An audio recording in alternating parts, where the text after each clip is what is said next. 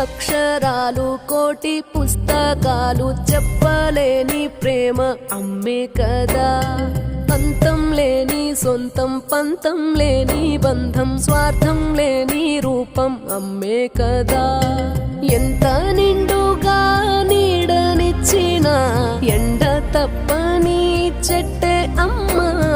కంటి నిండుగా నీరే పొంగిన రెప్పముయని చూపే అమ్మ.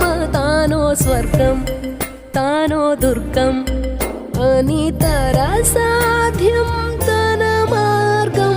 వేల అక్షరాలు కోటి పుస్తకాలు చెప్పలేని ప్రేమ అమ్మే కదా. అంతం లేని